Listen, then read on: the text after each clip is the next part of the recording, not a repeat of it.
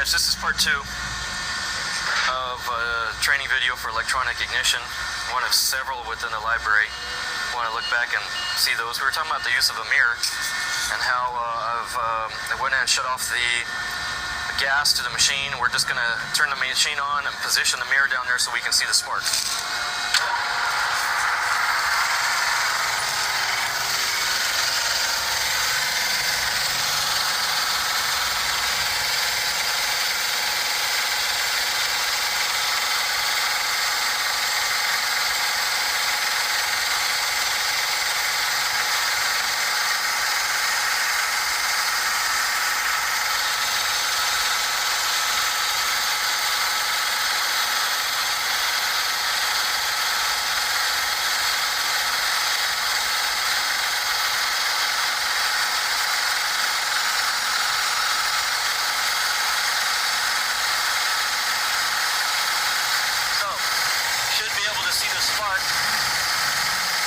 Normally with the gas on, that would go ahead and ignite. So I'm going to turn the gas on.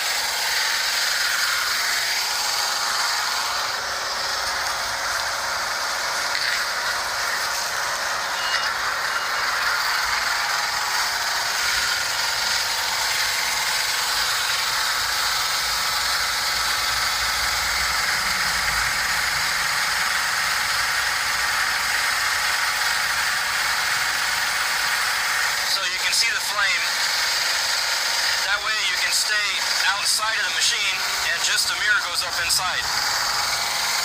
And then we do this incrementally.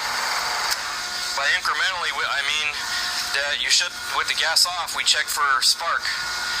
Now that we have spark, then we go ahead and we turn the gas on. But with the gas on, we're still going to leave the burner switch off. Now with the burner switch off, that means that we can go ahead and the pilot will ignite, it'll establish a pilot, and it'll try to send the signal, the control module will try to send the signal down to the main gas valve, but can't get there because we've interrupted the power at the burner switch.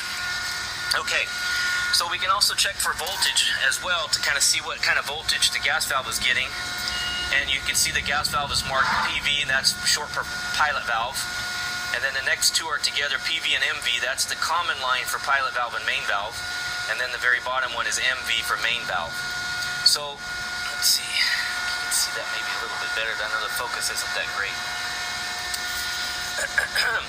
So when you're measuring your voltage, you want to be able to read the voltage that the gas valve is actually seeing. So one of your probes would go to this white wire, which is right in the middle, and that's your common, PV, MV, that's your common line. Then you can check your voltage, the other lead right there at the pilot valve connection, and you're looking for your 24, 25, 26 volts. You know, if you've only got like 3 or 8 or something like that, then you know, okay, I got a problem here, and we need to do some further troubleshooting and diagnostics. With the burner actually on, you can do the same thing between measuring for voltage, measure between the middle wire, the PV-MV, which is your common, and your MV wire, and there again, with the main gas on and calling for main burner, then you should get your 24 volts. So the use of a mirror, and then anytime you disturb a fitting like this, you want to take a spray bottle, spray the spray bottle, check for leaks, and not just here at these connections, but also at your pilot line. This particular unit here, we replaced the gas valve, we replaced the control module, and I also replaced the igniter wire and the igniter assembly, not the pilot assembly, just the igniter assembly.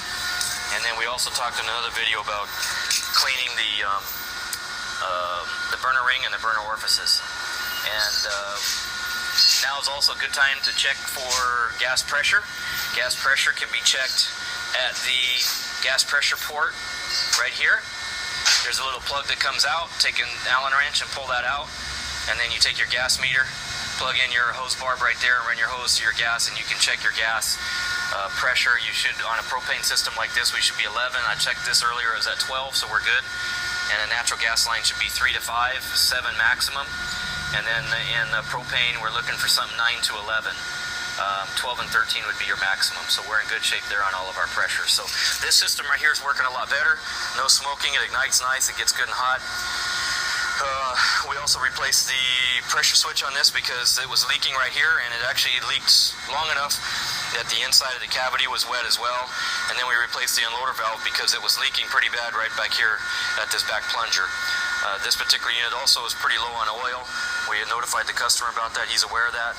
And so if you have any questions about any of the electronic ignition burner systems, we kind of didn't go into a whole lot on this one. I'm going to do one more.